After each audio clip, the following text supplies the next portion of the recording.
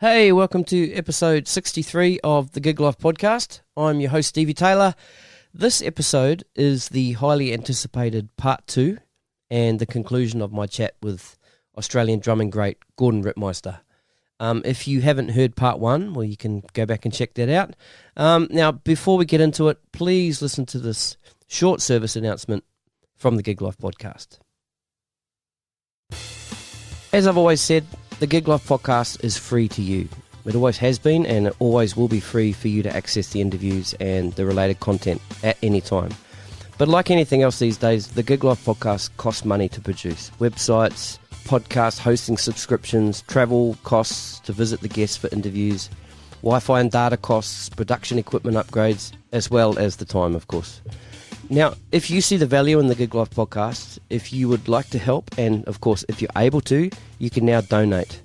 I have set up a secure link where you can donate to the Gig Life podcast. You can give as little or as much as you like. It's not a recurring payment thing. It's not a Patreon type setup where you pay to continue to receive the content. It's completely voluntary. If you choose to give nothing, that's perfectly fine. You will still be able to listen to the podcast as you have to this point, and you will continue to receive the new episodes as they become available, just like everybody else. Nothing will change. But whatever you do give will be very much appreciated, and also know that you'll be helping me to bring you and everybody else all these great interviews. The secure donate link is in the show notes of this episode or on the website, thegiglifepodcast.com. As always, you can contact me anytime via the website. There's a contact section on the website there, or you can hit me up on Facebook or Instagram, and the handle there is at the Gig Life Podcast, or you can hit me up on Twitter at the Gig Life Pod, or you can email me thegiglifepodcast@gmail.com.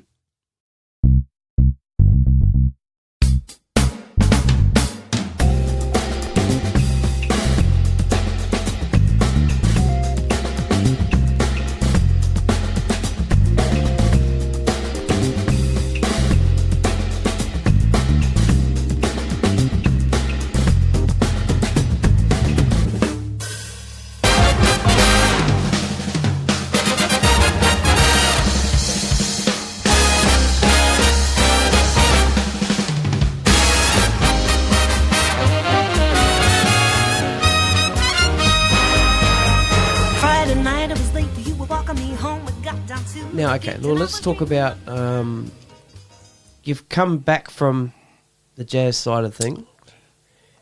You know, you're back into that scene, you're doing sessions, you still got your foot in the jazz thing. Yeah. Yeah. Well, the jazz thing never really stopped. It never stopped. Yeah. Which is, I mean, although I started getting back, so I was doing more, doing a few, I guess, pop gigs and stuff, as I said, kept working with Karen Minchell and Aaron Clark. Yeah. But touring with Don Burrows. But I started. In 1992, I got the gig with Margaret Ehrlich. Hamish put me up for it. Right. Took over from Hamo. Which is how things happen. It's like and Hamo was he moved on to Marsha Hines' band, which I later followed him into that too. Yep. But I got the gig with Margaret and toured with her for 92. And she had the Chameleon Dreams record. Right. Was this with Mark on bass? Yeah. No, not in the first band. Right. No, that was the later period. So right, the band I was in was Rebecca Johnson and Mike Kahn. Okay. Yep. I can't. It's all a bit confusing. No, I think it was Danny the Costa and Mary as a Party, or was that Marsha? No, it was Danny and Mary, Mike Kahn, and Rebecca Johnson and Andrew O. Actually, it was Dennis Mason first, and then Andrew. You know Dennis? No. Yeah, he's a Kiwi guy. You all know each other. Yeah. Anyway,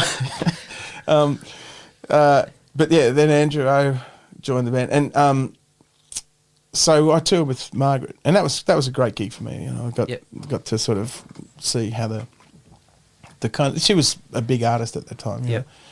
And I played on her next record, but that flopped, Not the whole thing. I did a couple of tracks, but it flopped, or it didn't flop, but it didn't do as well as the first two had. Right. But she was great, and and that was a good time, and again, pretty good conditions. We were travelling everywhere, and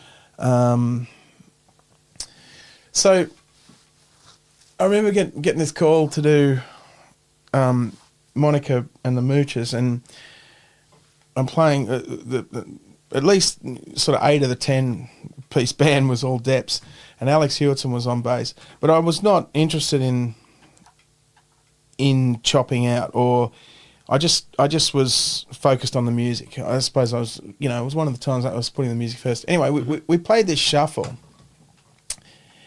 and it got to this incredible place. And it wasn't just me. Like, I was thinking, wow, like, it sort of dawned on me, man, this is feeling good, And it wasn't just me. I looked up at Alex, and he looked at me and went, whoa. Like, it was like really something magical was kind of happening, right. And it was this great, great feeling. And from that moment on, I kind of resolved thinking, if I could feel like that when I play, every time I play, if I could aspire to feel like that and achieve that, that's enough. I don't have to be Buddy Rich. I don't have to be David Jones for that matter. Right. Yep. You know what I mean? Like, like it was such a epiphany, really, wasn't it? Yeah, really, absolutely. And like it was like that was enough of a thing to try to attain, and so that kind of became the thing I did. And I won't, I wouldn't say overnight, like it happened, but it was what I, gravitated to. And so, what did you do to start putting yourself in that position? I edited a lot of what I was playing. Okay, or a lot of what I would play. The effect of something simple. Like, you can play something simple and it can have much more effect than playing something complex. And that's not to say that playing something complex is a bad thing. Yeah. Andy's over in Germany now, Andy Gander, and he sends me things from time to time that he's doing. I'm not on Facebook so I know he posts this stuff on Instagram and Facebook, but I'm not any of that. But he sent me this thing the other day, and it's off the scale, high level killing, like polyrhythmic. Have you checked any of that out? Yeah. Like, I mean, it's ridiculous, But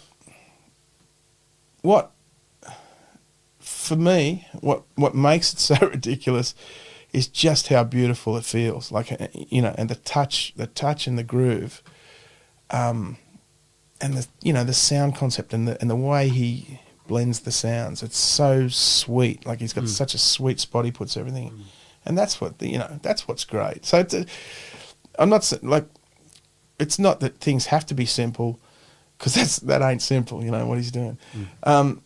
But it's that it has to have that thing, that beauty about it, That's what Gad does. That's what Buddy does. That's what Vinny does. It's what Dave Weckl does. Right. They're all playing. It's musical. It's I understand. Yeah, like, it's coming from that, even though it might be choppy, But it's Richie Hayward's got it. Charlie Watts has got it. James Gadsden's got it. Russ Kunkel's got it. Mickey Curry's got it.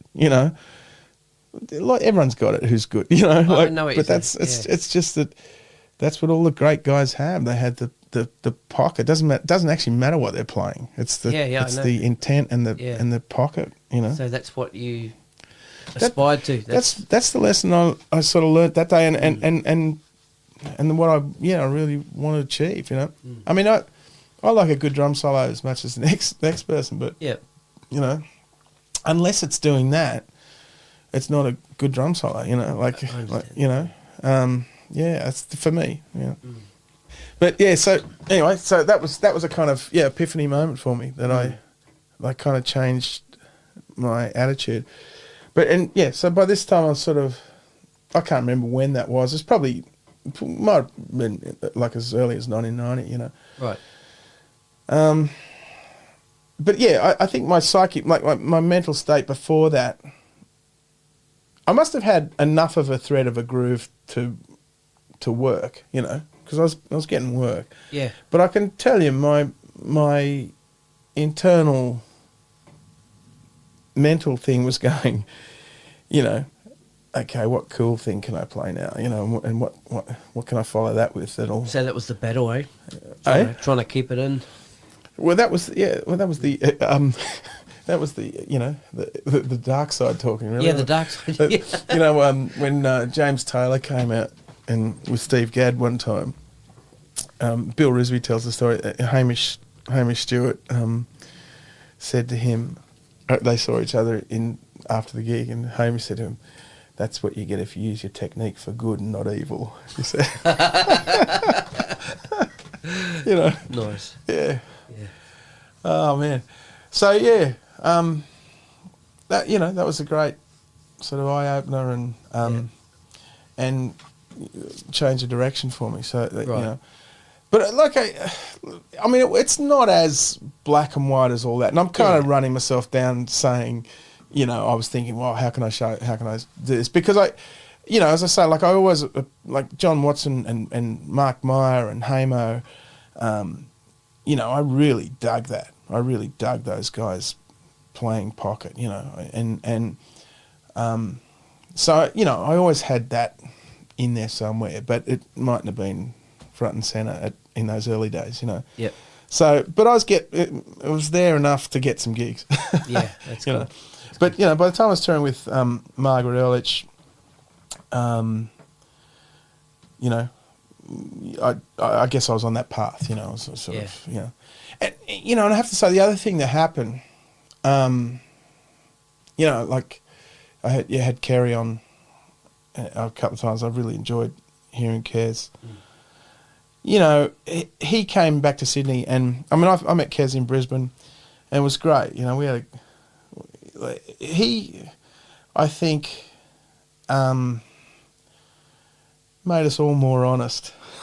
Yeah. You know, like he brought it back, you know. Yep. Yeah, I was certainly me. You know, because I was heading down this sort of fusiony path, and I think one of the things Kez did was validate simple. I don't mean that like validate pop music credibility more, like in a way, Yep. you know, because I think, and this happen, like I see it in like a lot of the jazz guys will sort of, not so much these days, but certainly then there was a sense that, you know, we're a bit above all that rock and roll, you know. Right. and yet I think, you know, and when you get the guys who play the pop music, you know, you get a Rex Go, and it's just all class, you know. Yep. Like he's as fine as any jazz musician, you know what I mean? Like it's easy to sort of go the jazz guys are cleverer, or I don't know, high artistically, or it's easy to fall in that trap, and I think one of the things that, you know, when Kez was around, it made us, it was so high level and beautiful. It sort of, it made us all remember, hang on a sec, you know, there ain't nothing wrong with pop music. You know, yeah, he impacted everybody, you know, when he came back, you know. Like, he was great. Like, you know, we first met in Brisbane, I think, and I mean, I was floored when I heard him play. It was because that was another thing again. That was different from Hamish, like groovy, but LA sort of groovy. Like Hamish had this kind of James Brown groovy. But Kez had this. He's got the Picaro thing, for sure. Yeah, and it was you know, and it was very very sophisticated. You know. and a great musician, like Yeah. a great, like a, he's a heavy musician. Yeah, an encyclopedia too, man. Yeah. Love him, man. Yeah. So where are we? Like, Yeah, 92. yeah, Yeah. Well, then you brought up how Kerry, like, yeah. Well, Kerry, you changed.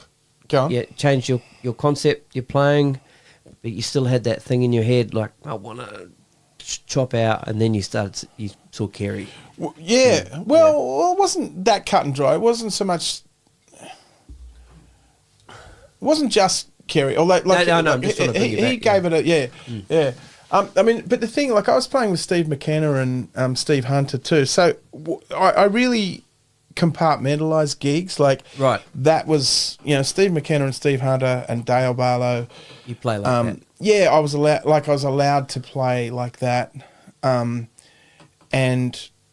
Margaret Ehrlich or Marsha Hines or pop music, that's a different thing, Yeah. And so for a while I did play like that, and that's a bit. It's a bit dangerous, in a way. Now I'm saying it, because you can kind of. Box yourself in a way, I suppose. But yeah, like, certainly, that was how I thought of it. Yeah, it probably is still. There's still gigs where I think, well, I can get more interactive here. right. Well, that is the case, Yeah. But but then after so Kerry moved to Sydney around in that year, I think around 92, moved back to Sydney. And I went to Melbourne to do the Vizzard show the next year. And Kerry took over Margaret's band. Yep. I think that was the order of how it went. And Gander was back in town. So I went to Melbourne, did Vizzard. And that was cool. That was a year of... that was a great experience, Yeah. Played with some Melbourne guys. Sam C had the band, and he was great, and he's a legend, Sam. And Ricky Edwards, who, he's another guy we lost about a year ago. It was tragic, keyboard player, really great cat. Andy Burns was the other keyboard player, and Jeremy Allsop played bass. So it was a great band, and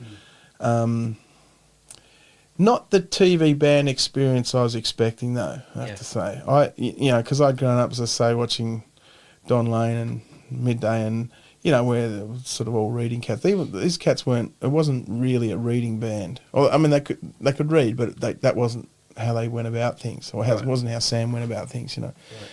Although we'd have these charts written for the acts and stuff, and we got to play with some good acts and all that, and playing live telly 5 nights a week and all that, and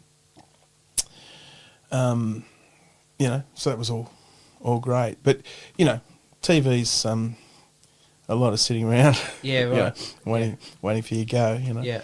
But it was cool. It was a cool experience, and it was cool sort of to be on TV and all that stuff as a kid, as I was early 20s and all that, and then I left that show just before it, because it was going to end, and I got offered a tour to Japan with Margaret Ehrlich. Right. And that's where I but that's where Mark Costa was in the band. I'd played with Mark before, but and Mark and I were good mates. And so we did that band again for a while. I did Margaret, and then went on to Marsha after that, and played a lot with Tony as a party. Do you know Tony? Yeah. Don't know him personally. I know who he is. Oh, right. Yep. Yeah. Well, he's a amazing. I got to say this. He'll kill me for that. But no, he's amazing. Amazing, instinctive musician. Yeah. All done from. I wouldn't even say like self-taught, because I don't think he ever really practiced. He just did gigs, you know. Like, Right. I mean, he had a family. He's the 15th kid of 15. Yeah, right. And again, I took over from Hamish in that band, and that band was Mark. No, hang on, sorry. This is Margaret Ehrlich. I'm getting a bit tired, man. Yeah. Victor Rounds on bass, Danny DaCosta, Paul Burt. Oh, I beg your pardon. Paul Burton was in Margaret's band. Oh, I think I've given you the bum steer from before. I'm mixed up. Mike Kahn was in the later Margaret band. So, anyway, oh mate, I don't know what to do about it. The first Margaret band I was in was Paul Burton, Rebecca Johnson, Danny DaCosta, Dennis Mason, then became Andrew O, and Mary as a party, Tony's sister. Yep. And then the later band was Mark Costa, Shauna Jensen on backing vocals, Mike Kahn on guitar, Dave Glide on sax, and Glenn Rhodes on keyboards. And then I left that band to join Marsha and tour with Marsha for a few years, and that was that other band. So that was Victor. Johnny Bettison on guitar, of course. Danny DaCosta, Tony has a party, and I think that's it. I'm getting a bit foggy, but I had a great time in that with Tony. You know. Yeah. Yep. And I was just thinking, like Dave Pritchard was in the band at one point, and because I remember his comment was he said it wouldn't matter what was going on with Marsha out the front, like whether she was singing, up tempo, a ballad, talking to the audience. He said he'd look over at me and Tony, and we'd be chatting to each other on stage, the whole time, or just ribbing each, we had a great sort of rapport going. That's cool. Yeah. And I left Marsha. I took a hiatus from Marsha and joined Dragon in the mid-90s. We're still with Mark Hunter and Todd together. Right. And Alan Mansfield. Right. And that was great, because that was sort of of all the Oz rock bands growing up, they were, to me, they had the most American kind of pocket, I thought. Yeah, right. Yeah. And like particularly in the Doane Perry, Tommy Emmanuel era, And I love Kerry Jacobs playing too. He's got a real deep groove and a great song sensibility. So that was great to play those songs with those guys, and that was a hoot. But Todd left the band at the time for a little while, and Dario Bordelin joined the band on bass, and it was chaotic. It was always chaotic with Mark, and I actually thought, I used to think, it was just chaotic during my time with the band, but I've read Jeff Apter's book, the Mark Hunter book, that Jeff Apter wrote, and it seems to me like it might have been just as chaotic the whole time, Right. mayhem. Yeah. Like Mark was, he's a one-off, man, but I loved it. He and I got on great, and we that was tragic when he died. Yeah.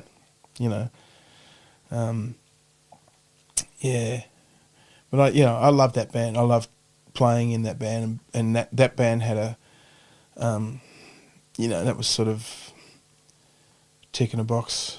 Yeah, right. Cool. That that was a real. I loved it. That's great. Great songs, great crafted pop songs, and. So did that end because Mark got sick? For your time, I mean. No, I mean no. It was just getting too chaotic, management wise too. They were out of control. It was sort of pretty wild, Okay. Because once Todd left, right, there was no one really driving the truck, Okay. And it was kind of crazy. So I ended up going back to Marsha for a while. and then I think I left Marsha and Kerry been doing Margaret, and then I left Marsha and Kerry came and did Marsha. Very incestuous. Oh, look, everyone's resume ends up looking pretty much the same. Yeah. You know, I mean, David Jones played with Dragon. Yeah. Pete Drummond's the longest drummer to play with Dragon. Is that right? Oh yeah, by probably fivefold at least. Yeah, he's been doing it for 10 or 12 years or something. Right. I mean, Kerry Jacobson, but Dragon, like if you looked at who's played with Dragon, the drummers, it's everybody's played with Dragon, everybody, man. I mean, like there's, mate, I reckon 50 cats have played drums with Dragon. Chaotic. Oh mate, it's amazing. Yeah. All right, so out of Dragon, back to Marsha. Yeah. It's all a bit foggy now. I meant to kind of review this all before I came and saw you, but it's all good, man. Yeah. We'll make it work. I mean, and all the time, throughout this, still keeping the sort of jazz fusion things going. Yeah. Less, I suppose, straight ahead, but I was still working with Don Burrows. I was in with Don Burrows right up till. It wasn't a sort of. He moved to Paynesville in Victoria and then sort of toured less. He didn't quite retire, but he just was doing less. I mean, he's still around. Don's he's 91. He's still 91. He's got pretty bad Alzheimer's now, which is sad. But that was a great experience. Playing with Donna. But yeah, he had amazing time. Yep. On the saxophone, on any of his horns. Great. Like a really solid musician in every, one of those cats who, his solo's great, his time is great, his tuning's great, his pitch is, everything, really just super pro, super slick, just, musical. Yeah. Yeah, I can't remember where I'm at. Yep. So Marsha, and then you're still playing with Don Burrows. Yeah, there's Don Burrows the whole time through. Yep. So after Marsha. Yeah, after Marsha, be late 90s. I can't remember. I remember Tom Burlinson in 1998. In May, Tom Burlinson started. He mortgaged his house and booked the Seymour Centre to do a Frank Sinatra show called A Life in Song. So it was this actually is what you mentioned earlier. Yeah. It was a big band on stage, and he would sing the songs, not doing an impression of Frank, but he sounds a bit like Frank, and but telling the story, and that was the show. And he booked it for 2 weeks, on his own money. Took a punt, and a week before we opened, Sinatra died, right? So the show goes through the roof. Blowing up. Yeah, like this, Tom will tell you he actually contemplated cancelling at the time. Oh, right. But it was a second career for Tom, Right, he went and did the show.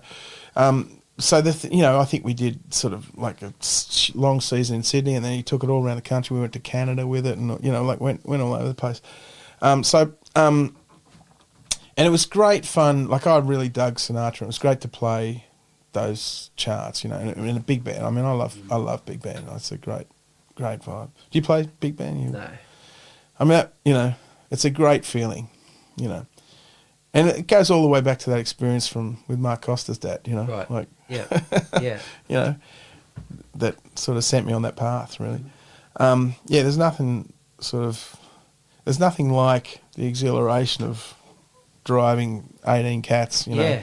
and when it's all happening, it's great feeling. We end up doing that for a lot for the next few years, And it was with Ralph Pyle. He used to run the band, and they'd pick up different horns in all the different places. But there was a core rhythm section, and we all travelled with it, and it was great.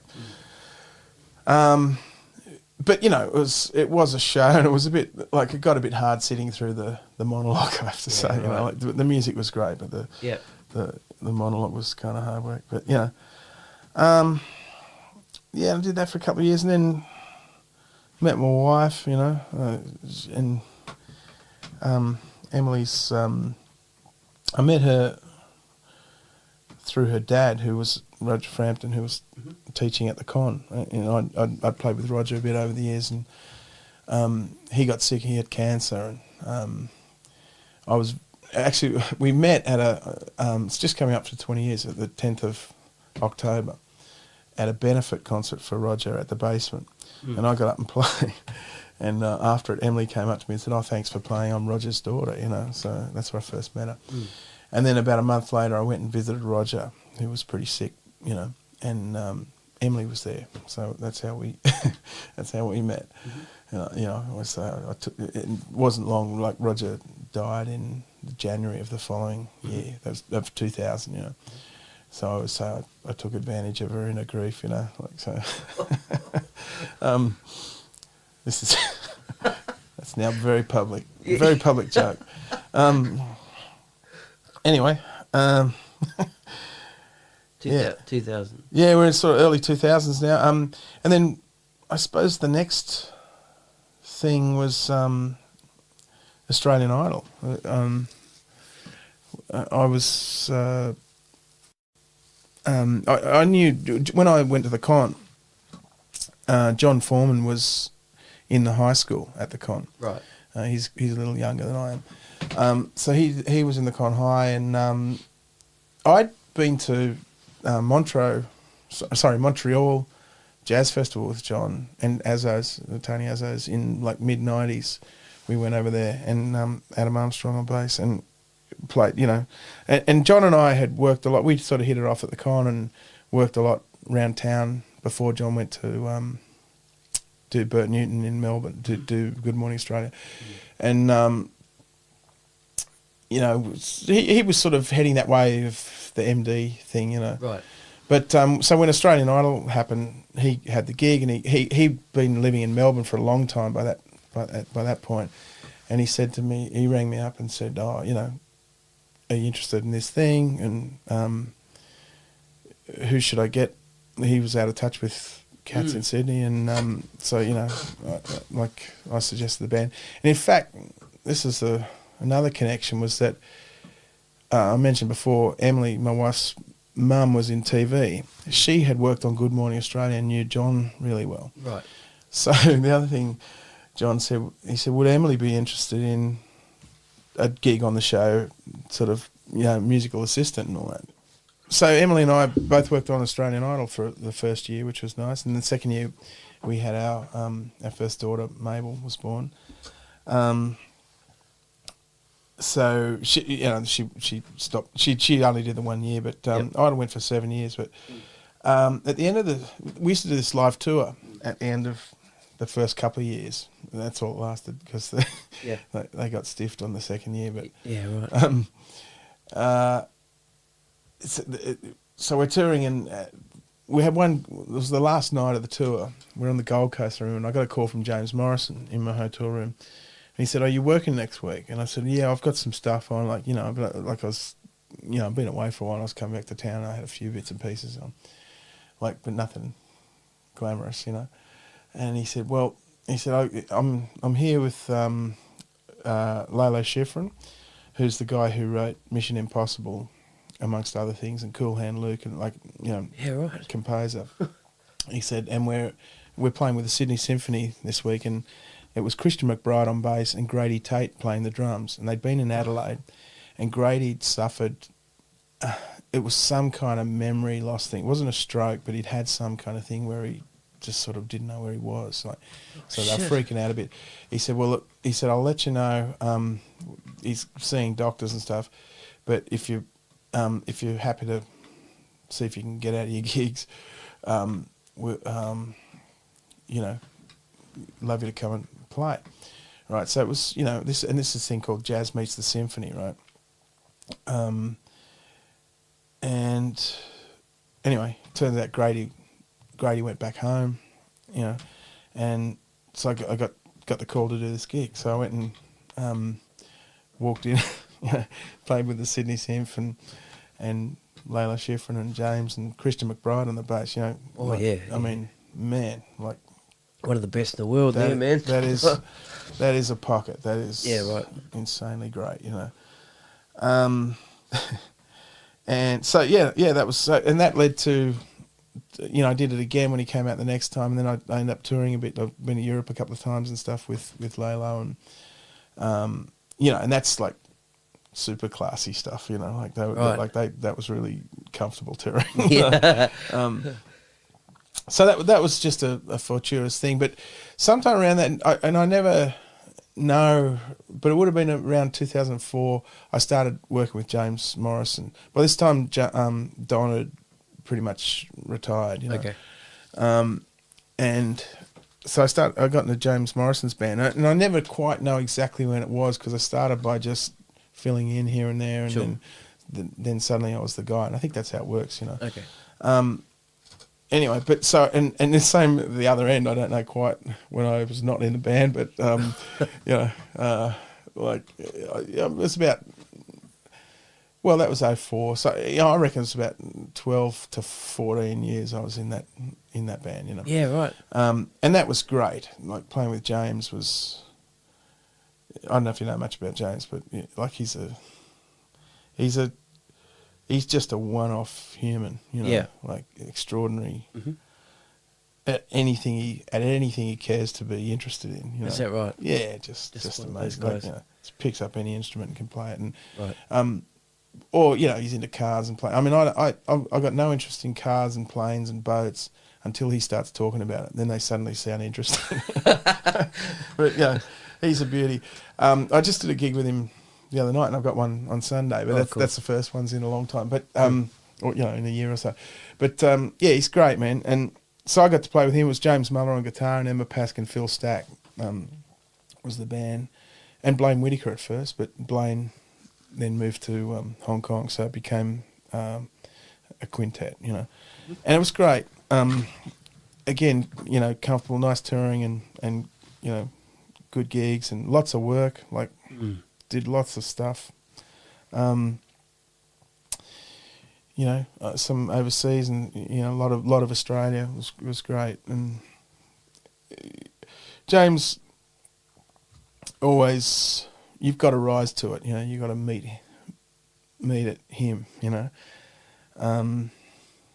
And that was great for me. And yeah, right. They all sounded great, and Stack's great, and Muller, and they it was a real groove. Like a swinging groove, and like James would tailor his gigs to what the audience was. So you might be playing kind of pretty mainstreamy, straight ahead one day, and then kind of modern out the next day, because you're at a gig where people are into it and want to hear that. Yep. So it was cool. You got to do a lot of things and play. Get kicked in the arse. Challenged. It was great. I mean, and Jonesy had been in that band too, and although Jonesy had left, I didn't follow him immediately in that band. But John Morrison's another drummer I should mention. I learned a lot about swing, straight ahead jazz time. He had a really nice centre to his time and a great ride cymbal beat. So I copped a lot from John. It was great. So that was all happening. Sort of concurrent with Idol, really. Right. And, just the constant juggle trying to make everything work. But, right. That sort of Idol went till 2009, I guess, and then we kept working with James. And James has been, up till about a couple of years ago, James was my main gig. Mm-hmm. And, saw a lot of the world and did a lot of cool stuff. That's awesome. Yeah. So when did you see Idol ending? Oh, yeah. Oh, okay. Yeah. That was sort of writing on the wall. Oh, yeah. Seasons to go type thing. Yeah, it started not rating as well as, I mean, look, the first year they had Guy Sebastian, and it was sort of the most watched show. The grand final was the most watched non-sporting TV event. Yeah. I think it still is. Yeah.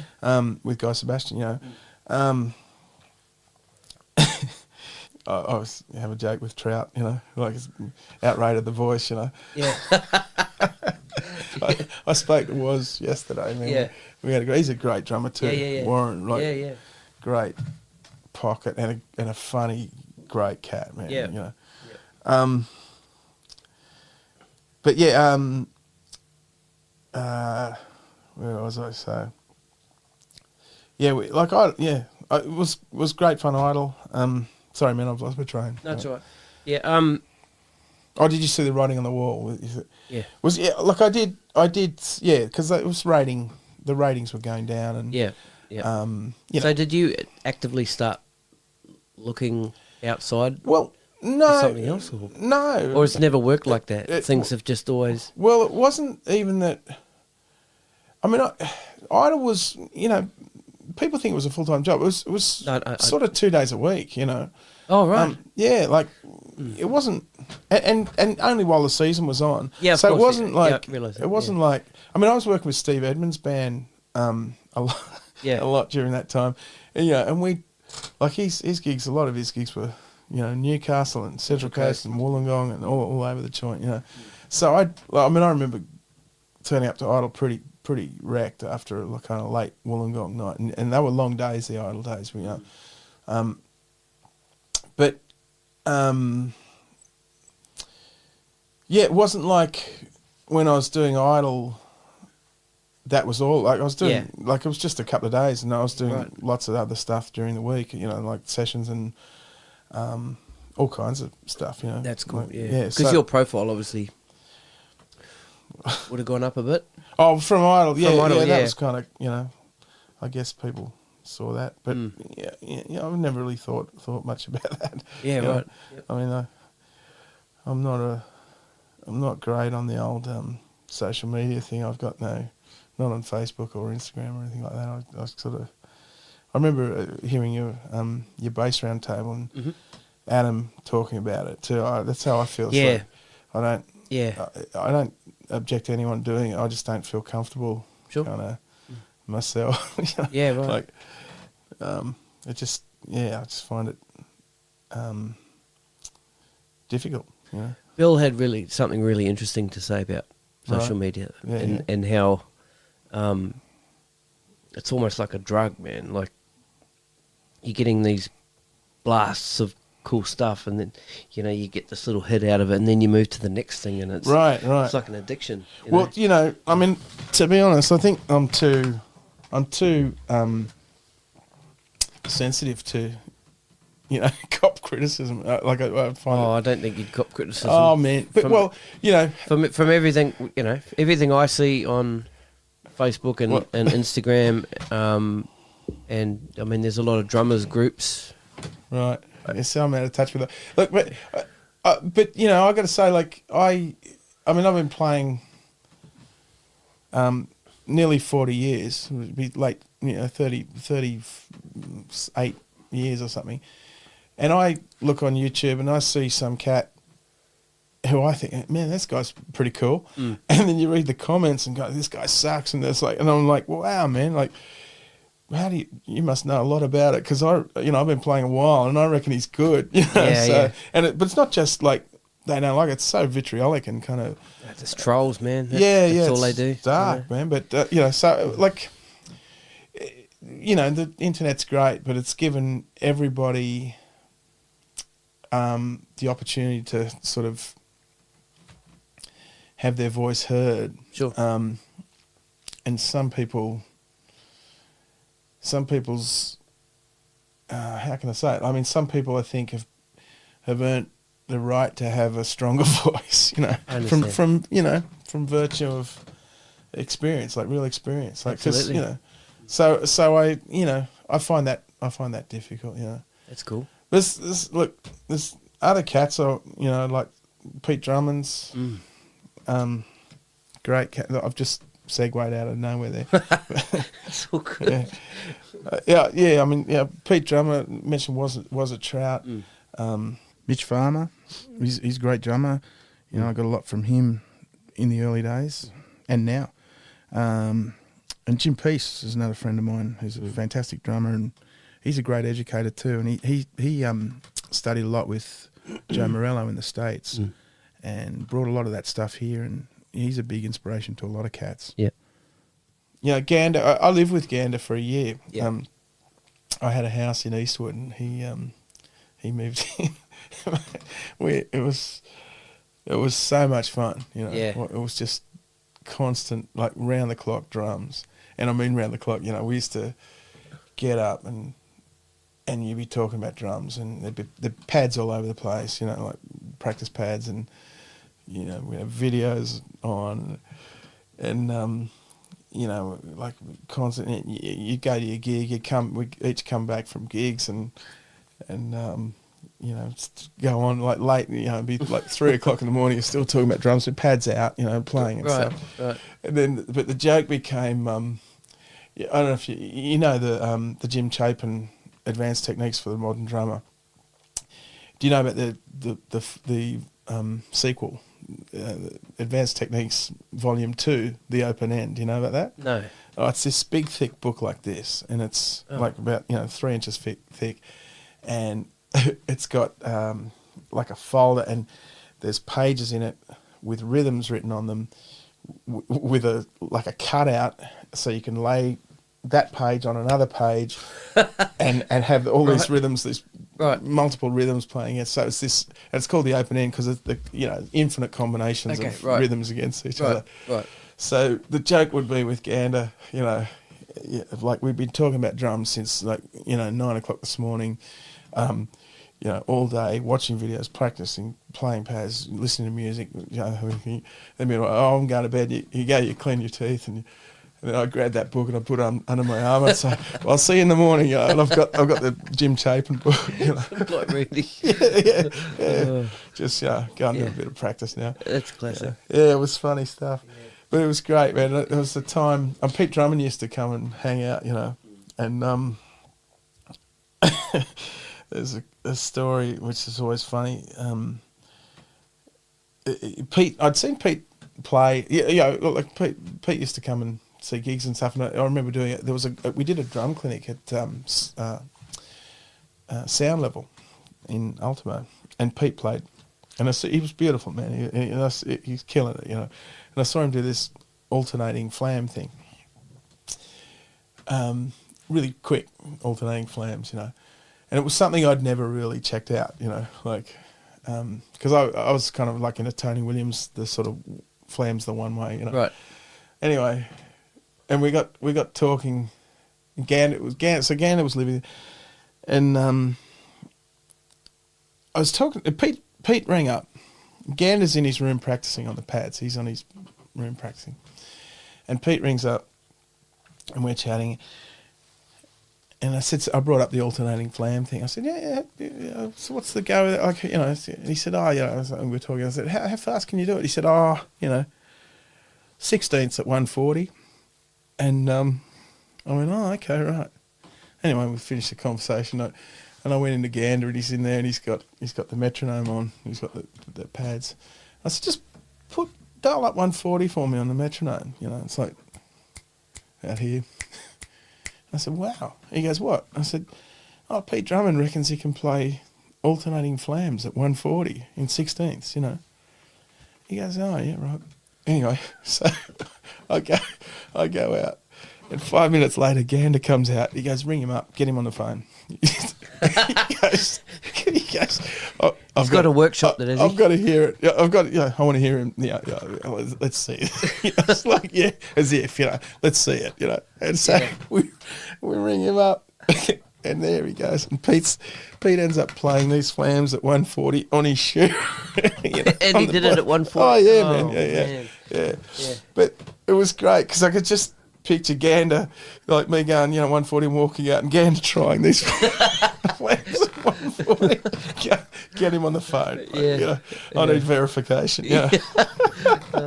Classic. But it was great, man. It was great. And Andy's like a sponge, like a subtle sponge. He just takes the bits from everybody that he wants and that he can use, and then uses it in his own thing. It's amazing, and his his thing is so sort of hip and sophisticated. It's you know, like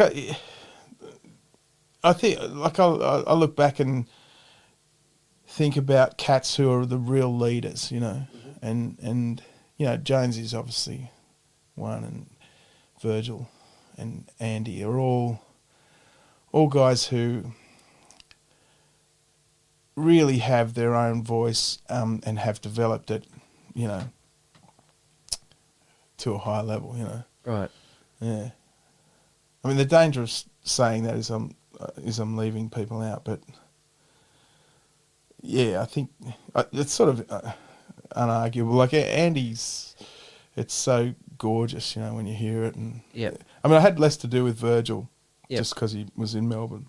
I had a lesson with him once, and got a lot from that, you know, just one lesson. Yeah, right. But and always dug his thing, but yeah. I mean, there's things I haven't talked about, like Glue, you know, with Bill. Yeah, I was. Yeah.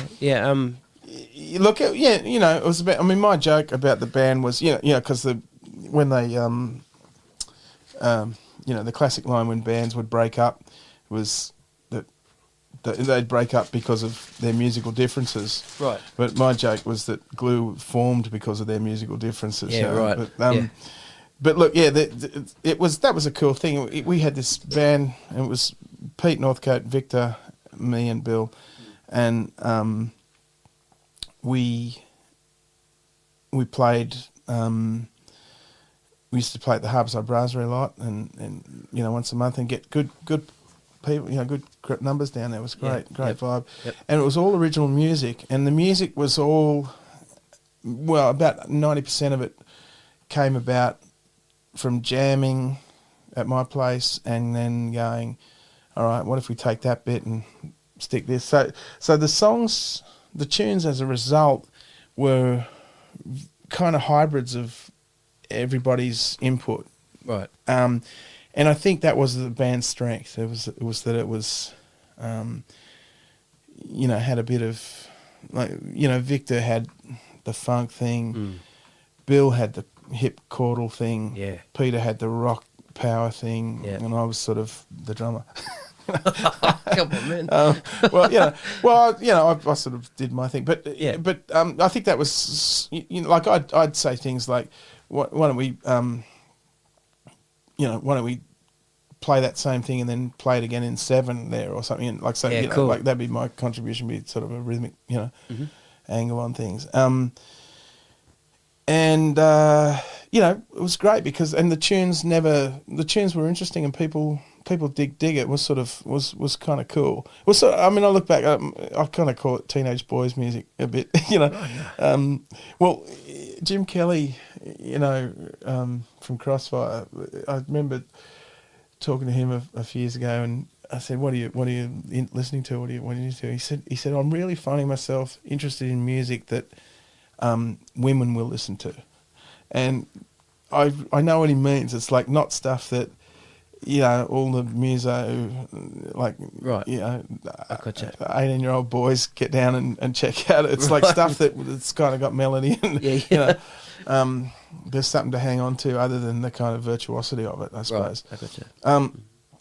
So Glue kind of, because I think, you know, Victor kind of brought the funk, you know, so it was sort of, it wasn't just a sort of fusion rock onslaught. Gotcha. Although, you know, it could be pretty in your face at times, but it was sort of was cool, you know. And we got, you know, it was great fun. It was just a bit, sad how it ended. That's all. Yeah, you know? yeah. I mean, yeah.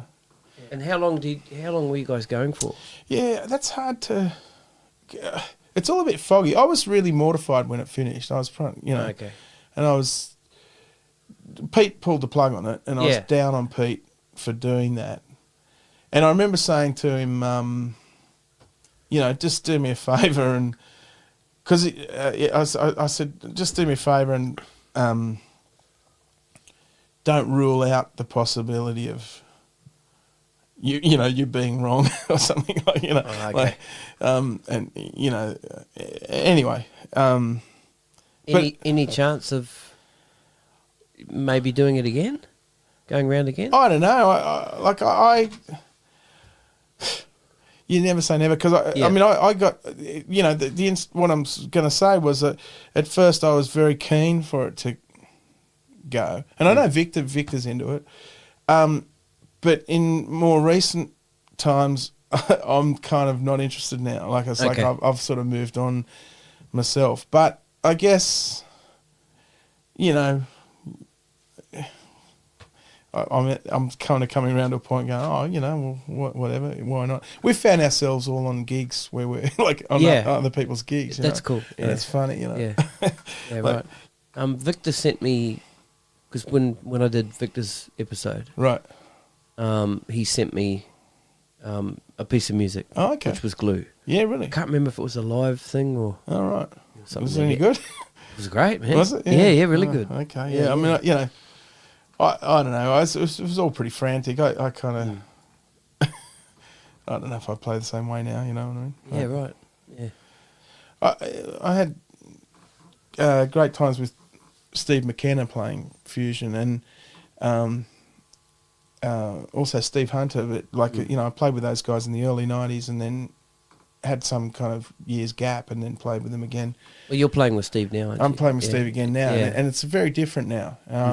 I'm really enjoying it now, for different reasons, you know. And it's much more organic and groovy, I think now. You know, like still pretty in your face. Like it was always in your face, but it's just, I guess that's what happens when you age and things mature and stuff. Right. You know, what you'd hope so. Yeah.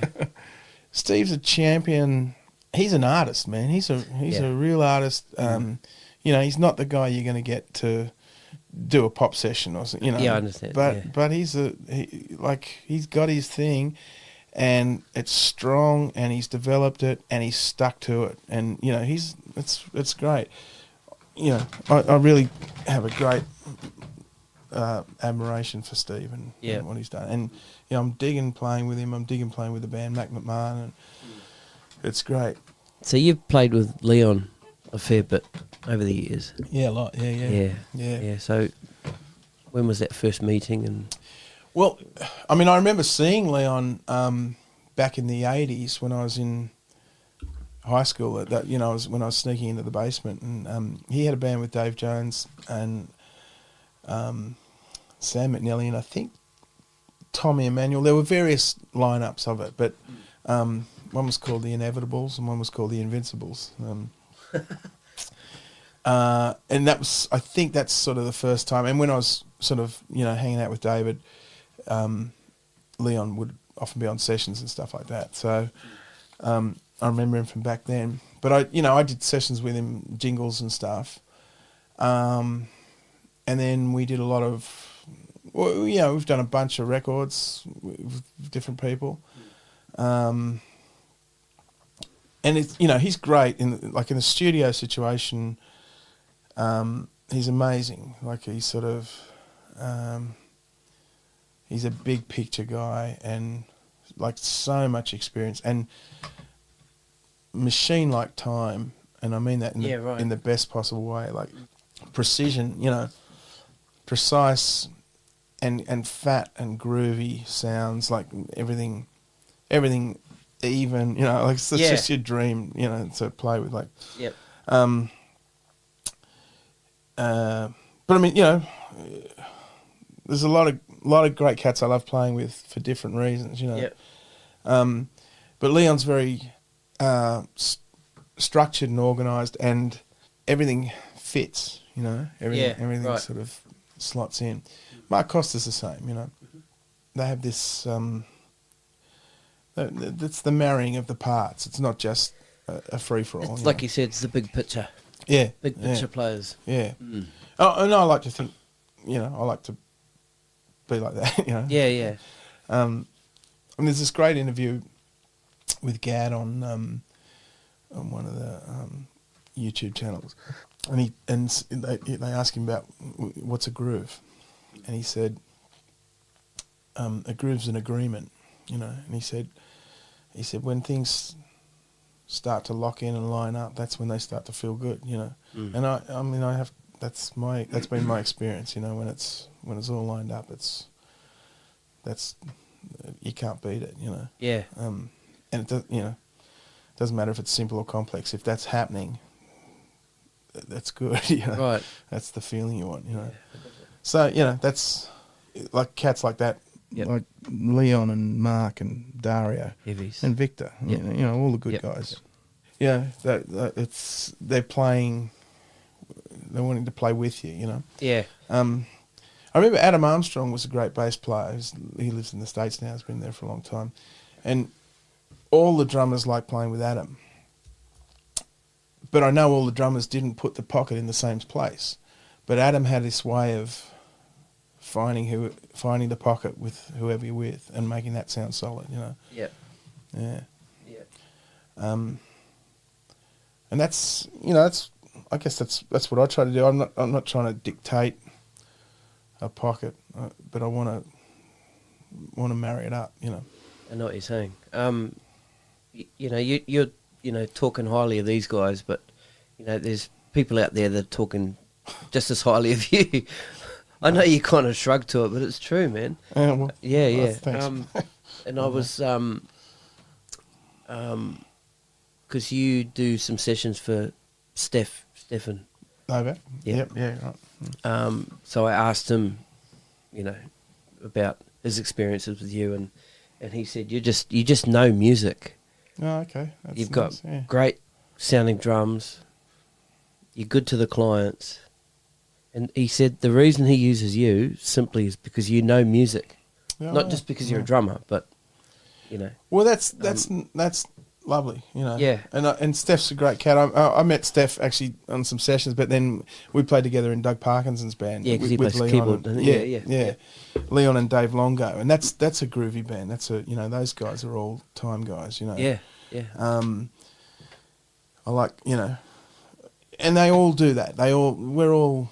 You're all. That's right. Yeah. You just said it then. Well, not just them, but you're part of it. Okay. Man. Yeah. Well, sure. Well, okay. Yeah. All right. Yeah. Well, everyone's wanting the same. I mean, yeah. I know that the sum of the parts is better than the individuals. There you go. And I know too. I mean, I've noticed things like when I've just experimented with percussion in my studio at home, just mucking around. And I'll play something in, and I know it's like I'm a pretty average percussionist, but I'll play something in just with I might be just trying something out with textures, and I play it, and it's, you know, like if I'm playing a tambourine or a shaker, I can't line that up as in the pocket as I can when I play the drums, you know. Right. Okay. But so I play, I might play a tambourine part, and then put some other part on it. And it's the sum of once you get the two things, and then a third thing, and another voice, and and the whole thing, even though it might, like the tambourine mightn't be on the grid, the whole thing's, because I'm playing with the tambourine. I'm not playing with the click now. I'm playing with the tambourine. I'm playing with whatever I put down. It takes on its own pocket, you know. Yep. So, you know, that's my rave on time too. Like you know, whilst metronomic time is, you know, people say a drum machine, so it's too perfect. It's a pretty good thing to strive for, you know. Like I sort of think, you know, like why not strive for it, because you're never going to make. That's Leon's rave, is you're never going to actually be that perfect. So you can die trying, you know. Do your best. And you know, and that's cool. I think that's a good thing to strive for. Yeah. But it's not actually metronomic time that gets it off, or you know, that it's the togetherness of everybody. Yeah, gotcha. That you know. Yeah. And like Little Feet's a great example of that. Yep. You know, you hear a Little Feet thing, and I'm sure if you put it on a grid, it's not, you know. Yeah. It's not lined up, but it doesn't matter, you know. Yeah. Well, I mean, we've been talking about Jeff Beccaro a lot. There's another one. Yeah. Yeah. Sometimes he's not bang on the grid, you know. Like he'll for a verse, he'll pull it back. And Yeah, you right. can hear it and you can feel it, but then he kind of builds it back, and everybody's with him. Yeah. The people that are on that session with him, they're feeling the same thing. Yeah. Hey, Chad Wackerman tells a story when he took over from James Taylor's band, and he spent a week over there while they were in the studio and Gad was recording, and he said he was listening to the tune in the control room and they're playing live. And he said, and they get out with a click, right? Steve Gadd, right? And he said he got behind the click on this thing, and he said it got further behind to the point where the click was on the and, you know, it was on the eighth note, you know. And he's sort of going, what, like, Steve, this is Steve Gadd, like what's going on? This is incredible. And he said, and when they came in and they turned off the click, he said it was just beautiful, like silky, like it just swam, you know, like in this most gorgeous way. It was just so, you know. Yeah. I mean, that's balls, isn't it? I mean, but you know, it's a great. Yeah. And it makes you think about how they'd have that click in, how Gadd would have the click in his ears. Yeah. Would he have it like really low? I guess. How does he get to that point? You know, well, look, where the click's on the end, or does he just? Yeah, or maybe he didn't have click and he was just in the pocket. Maybe. I mean, yeah. Look, but you know, these days too, you sort of think, everything's got to be on the grid so that, you know, it lines up, because people are policing it by looking. You know, they're going, well, that doesn't feel right because it doesn't look right. That's you know? it. Yeah. You know, but I mean, music breathes, and I think breathes with people, like, you know. Yeah. Yeah. But that said, I mean, I know the times when I listen back to myself and I'm not happy is the times when I'm pushing it or laying back, you know, like I think, you know, other people, I'm much more forgiving of other people doing that than I am of myself, you know. Right. Like I sort of, like I'm down on myself when I do it, but Steve can do it. Yeah, that's it. He's all right. That's it. Now you've got your own studio at your house. Yeah. Now when did you build that? Well, I mean, it was there. Like I had there was a double garage in the when we were moving. When we were looking to buy a place, I was looking around for a place with a big, area, and missed out on one, but the agent said, another one's come on the market. He said, it's no good. He said, it's got this, because I said I want a large property, large land. And he said, this one's come on. But he says, no good, it's got this big double garage in the backyard. I said, what a drag. Let me have a look at it. So I went there and checked it out. And it's, and that's the place we bought. Yeah. And the guys there used to do up cars. So they had this double garage in the back. And I've since added on to it. And it's got it was a 6 by 8 metres. And now it's about 11 by 10, so it's a kind of big area. It's got, kitchen, bathroom, and a control room, and a storeroom, and main studio area. Yeah.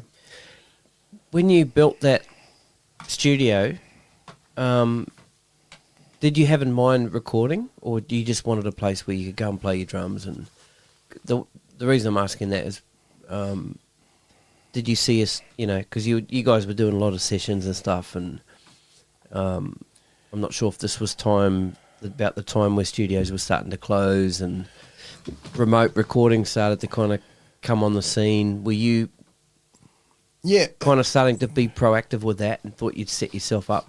Yeah, I think that was in the back of my mind, but the room was always meant to be for recording, practicing, and rehearsing. Like, like for just which is what it is. It's where I do everything, and I have rehearsals there too, with bands and stuff. But it's and I sort of did see the remote recording thing coming, and I have to say, it's not as satisfying a way to make music as, I understand. I mean, the records I grew up listening to were, 5 blokes or people in a room, all playing with each other and going, like how about we push this, or how about we, make a stop there, or how about we, play a bar of 5, or how about we, whatever, And I think the way just by virtue of the economics of it, the way it's done when I'm doing drum tracks, is a lot of that creative decision making is sort of implicit in the guide that you get when you sent something to play with, which is fine. But it's a little,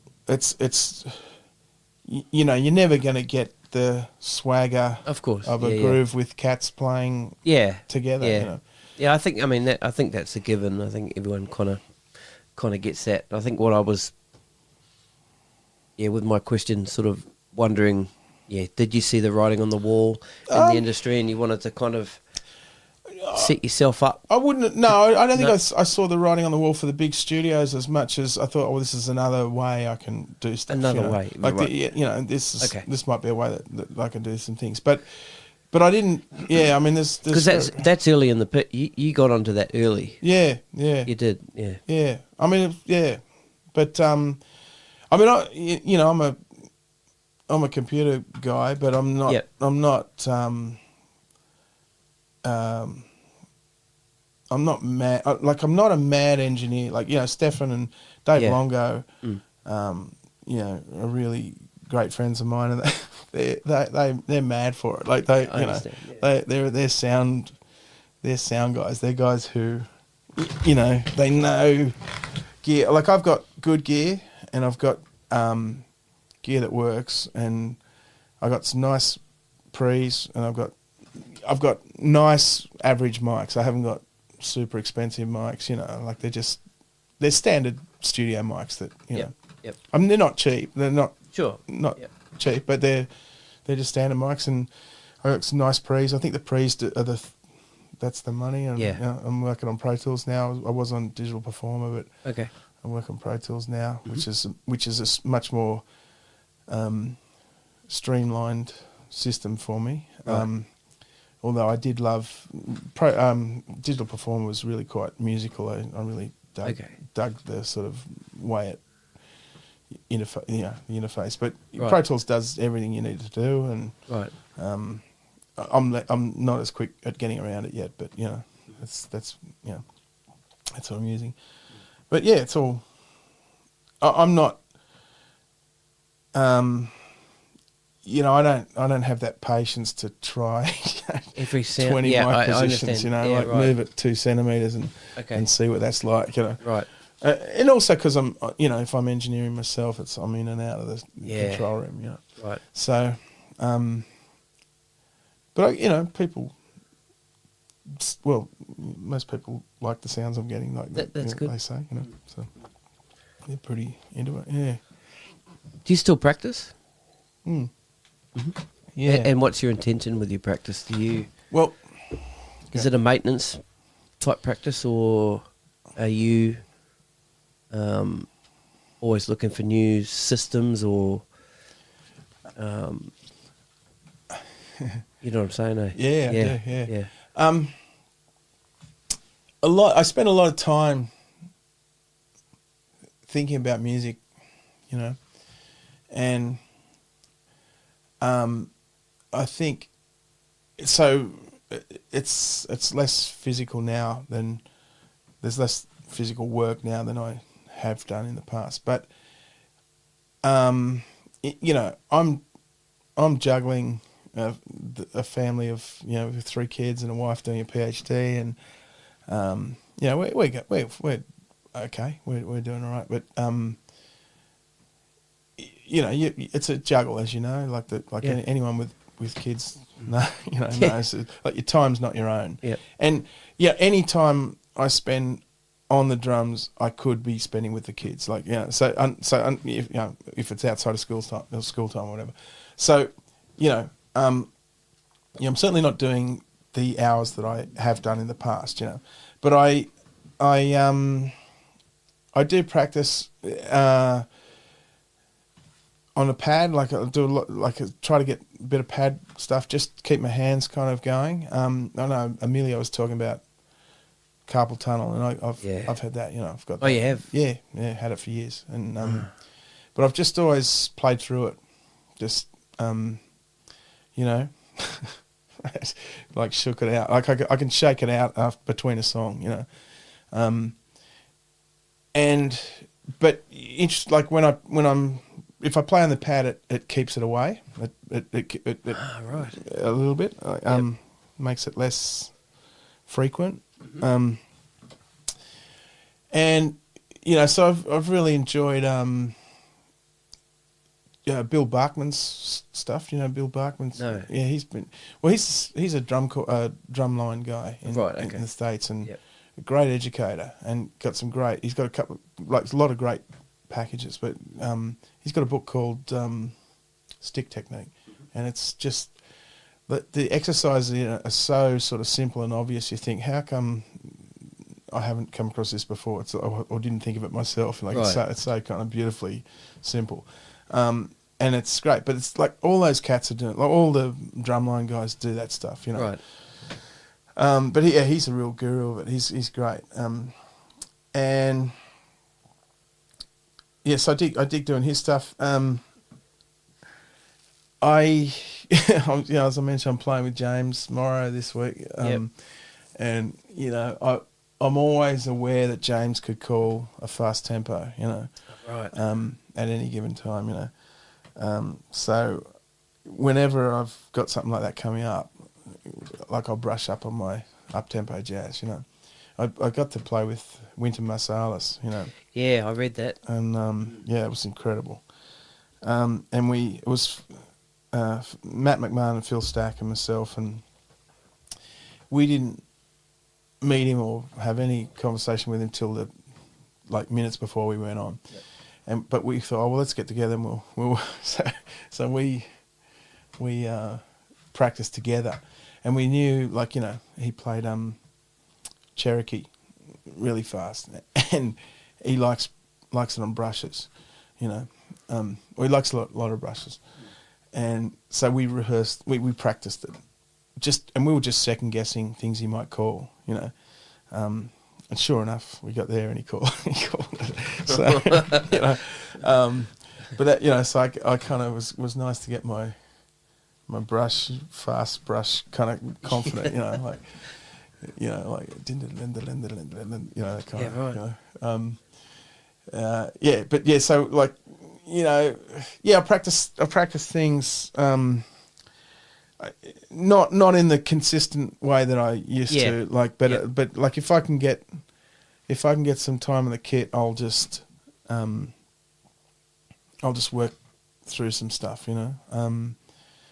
but a lot of it's interestingly basics, Yeah. I mean, right. and I've really, as I said, I've really enjoyed Steve Hunter's band, this incarnation of Steve Hunter's band, because I can play in that band in a way that I can't with many other bands, and I don't mean get away with stuff, right, although that's probably true too. But they have a certain kind of power and authority about the way they play Matt and Steve. That it gives me there's a lot of freedom, and it gives me a bed to play stuff. So I really dig that. But whenever I get a Steve, we play once a month at the Lazy Bones, and so when that's coming up, I just practice the frameworks of the tunes, right. And the tunes are quite open anyway, but I know, we'll always do something in 3, Right. So I kind of practice just not even going for stuff fast, but just motions of playing in 3, and connecting ideas in 3. Right. Or in 7, like he's got a tune in 7 and stuff like that. So we'll always play those things within a certain degree in a similar way, although it's pretty open, and sometimes Steve will go let's do this kind of reggae, or let's do you want to play this in 3 or 4, we'll choose, Yep. So so I'm not practicing specific licks or Yeah, gotcha. or actual things. I suppose it's just frameworks in a way, you know. And obviously with your hand, it's maintenance. Yeah. Yeah. Look, the hands. Yeah, definitely. Yeah. But I dig sitting at the drums and playing beats, you know. Yeah, yeah. I like it. That's it. Yeah. That's how we start off. Eh? Yeah, that's it. Yeah. What's the biggest challenge for you playing live? And don't say people. No, I wasn't. Yeah. Wouldn't have said people. What, who says people? What? Oh no, it's just. It seems like I've had that kind of answer before. People just say, "Oh, it's the people." One thing that makes or breaks, well, any gig, live or recording, is your mix, your sound, you know. Yeah. And you know, if it sounds good, it's easy to play. Like, it's a lot easier to play when you're hearing everything and hearing everybody, you know. Yep. And so I'd, getting a nice mix. I mean, gigs are. I know these days. Like, I find myself working harder for each gig, rather than when I first started, like, you'd join Margaret Ehrlich's band and you'd learn the 20 songs or whatever. Mm. And you're on the road for a year or 6 months or a year, and but now you're learning 20, 30 songs every weekend, Right. Right. to get through a game, Okay, and that's the sort of thing. Like, Leon has decided he's not going to do that. Like, he's happy to go in and read your show if you've got a book and like a properly written charts. He'll go and do that, and he'll do it beautifully. Right. But he doesn't think Doesn't want to go home and practice. it's not homework. He's not going to do the homework for you that you should do. I think he's kind of got the right to do that. Yeah, absolutely. And I mean, I came in on, I was around when that was the case, that you weren't expected to do homework. Like, if someone wanted you to learn tunes, they paid you for a rehearsal. Like, now you sort of turning up and doing it without a rehearsal, you know. So, yeah. Are you finding yourself getting asked to do, rehearsals for gigs and not getting paid for the rehearsal? Besides something that you're kind of invested in. Yeah. No, well, there's a bit of that. Yeah, it's a bit of that. I mean, it's all different. I find, Hamish Stewart's Hamish has got a beautiful rave about. He said, I really like some people in the music business, and I don't mind hauling my drums up 3 flights of stairs to play some jazz every now and then. But he said the hardest thing is telling people I can't do their gig. When and that's what I find hard is, like someone says, I've got a gig in April next year, right? Like on a Saturday night, can you do it? And well, yeah, right now I can, but if a month's worth of work comes in on something, I'm going to find that really hard to blow out to knock back for your one gig, So, are you cool if I and I'm not going to leave anyone high and dry? Yeah. A week out or 2 weeks out even, but. If a tour comes in or something, or a chunk or a session thing, or just before I came, I had to. I got this hell month coming up, and on one of the days off, I've got a rehearsal for another show, and a session came in for that day, and the session crosses over with this rehearsal, and it's like, it's a paid rehearsal, but it's not paid as much as the session. Right, and I'd rather be on the session, So I sort of, kind of sent an email out to everyone and said, look, you guys, I just got to move 2 hours back. Like, would everyone be cool with that? And actually, everyone got back to me and said, cool. It was actually fairly smooth. So, like I said, look, I got this. Now you got an extra gig. Yeah, well, I got. It's a two call session. Super hell week. Yeah, that's right. Fuck. Well, yeah. Oh man, once this thing starts, I don't get a day off for about 30 days or something. Like it's, oh right, yeah, really stupid. Like Yeah. I've filled up the gaps, like really dumb, but right. you know. But you get to go home every day. Yeah. Oh, No. Well, it's a couple of days. I'm going to James's school in Mount Gambier, you know. But Oh right. yeah, but you know, but yeah, it's crazy, man. I mean, you know. So have there been any gigs that you've been offered that you had to turn down that you regret that you did? Yeah. Yep. I got called to play with Barry Gibb for the Wave Aid concert, and I was with Morrison. I had a clash, and I was in like Esperance, or I think it's like in inland Queensland somewhere, like not Esperance. I can't remember what it's called. Emerald in Queensland. And James is great. Like he's cool about. He totally understands. If you get a bunch of work or something big or something, you know, he's totally cool. He was, you know, really good about that. He tells a story about. Sorry, I'm getting sidetracked. He tells this story about getting. He was had a gig in Papua New Guinea, and he got a call direct from Quincy Jones saying, "I'm doing this concert. I want you to be the soloist. It's this date," and he's got this gig in Papua New Guinea, and he says, "All right, let me get back to you." And he talks to the people in Papua New Guinea. He says, "Can I change the date?" And they said no. And he said, "Can I come back, like change the date and come back and give you 2 concerts?" And they said no. And he said he offered them something else, you know. And they said, "Look, sorry, it's not that we're being difficult, but the way Papua New Guinea works is everyone hears on the bush telegraph that something's happening." He said, "And if they come to town that night and you're not here, Oh shit! someone's going to get shot and killed." Like it's, you know. And so James had to do the gig. He had to turn Quincy Jones down to play, you know, Papua New Guinea. Otherwise, you know. someone will fucking die. Yeah. Oh, So man. you know, and he did. But he always tells that story, but you know, and James is great to talk to. But so, and his vibe is it's cool to ask if you can get out of a gig. Yeah. But if someone doesn't let you, then you should honour that because they had you first. You know. Yeah. True.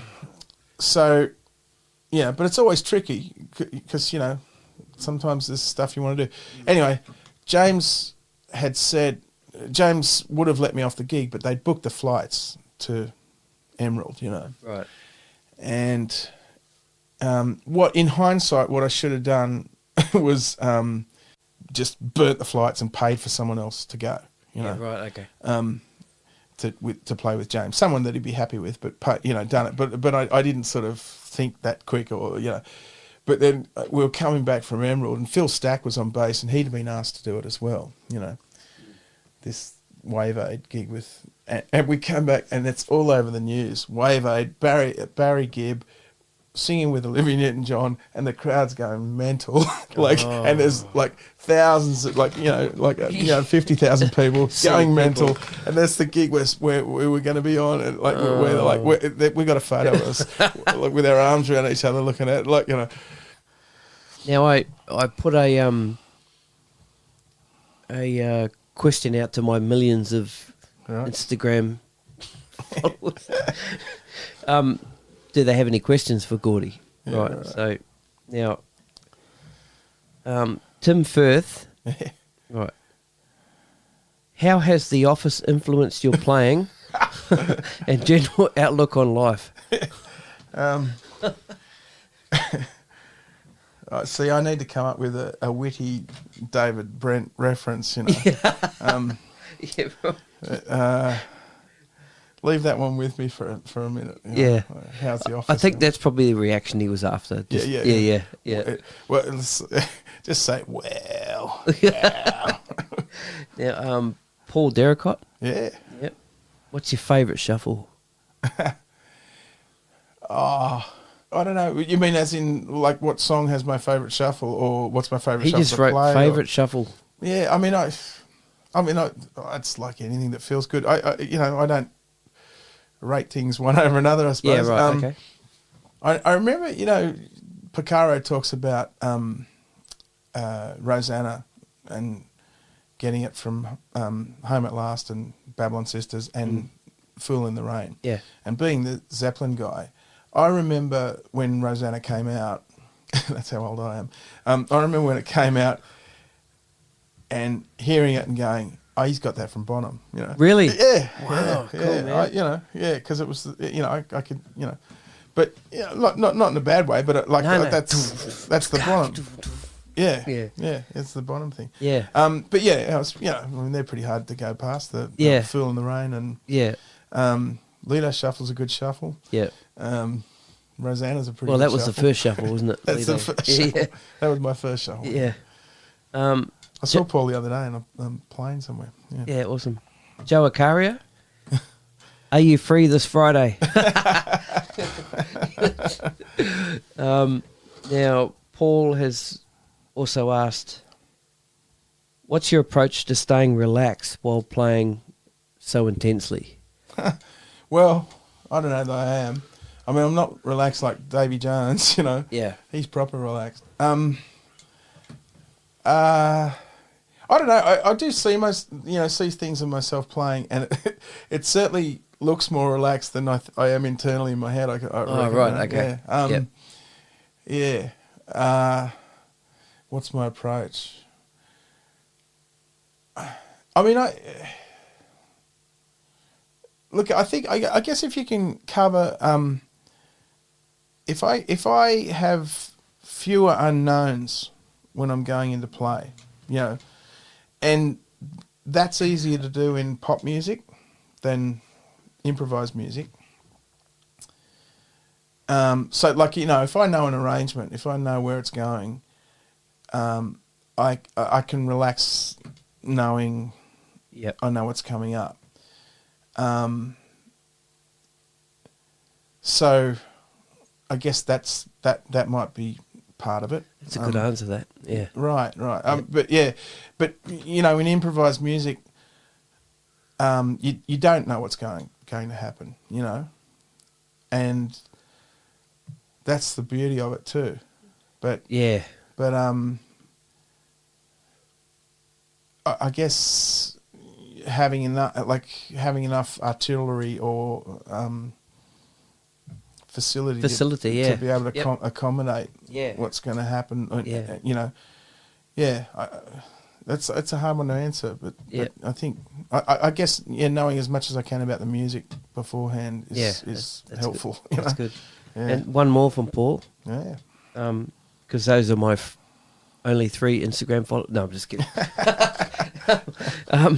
Nate Wood or Nate Smith? I like Nate Wood, Nate Wood's a beauty, yeah. Yep. I mean, both great. I mean, different thing, Different thing, yeah. Yep. I got to play with Nate Wood, which was... Did you really? Yeah. Right. Yeah. As a bass player? Yeah. He played guitar and sang.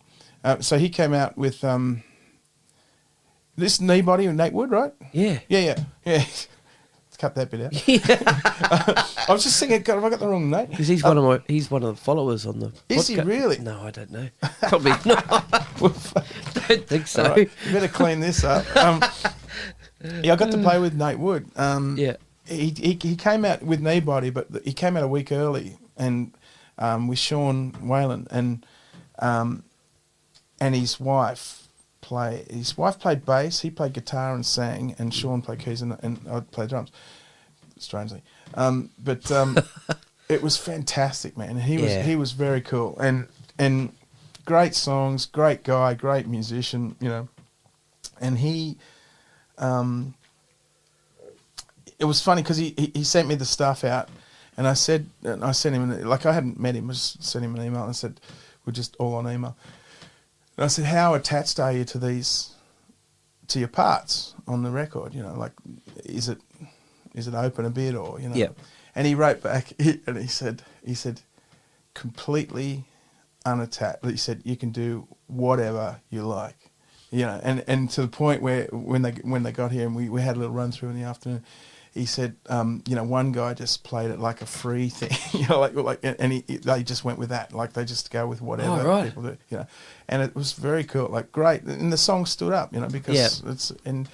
So I just did my thing on it, and it was cool, and it was great, it was fantastic, fantastic vibe. That's really cool. Yeah, and there's, not to mention all the Melbourne cats too. Oh, of course. Farouj, Jerry Pantazis, Dave Beck, Johnny Corniola, Johnny Salerno. I love his playing, man. Man. He I'm just doing some stuff with Richard Clapton coming up, and I've been checking out Johnny, and man, the way that guy hits the drums is just beautiful. Love it, And Fisso, Fisso's from Perth, but he's in Melbourne now. But, I've got a big list.